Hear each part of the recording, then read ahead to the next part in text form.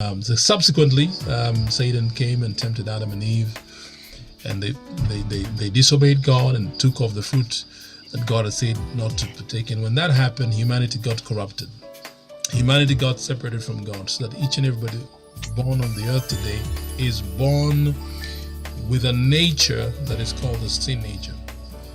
But then that sin nature, because God is holy, that sin nature is what separates us from God. It is a sin nature in you that causes you not to go after God. Blessed be the name of the Lord. Blessed be your name. Blessed be the name of the Lord. Blessed be your glorious name.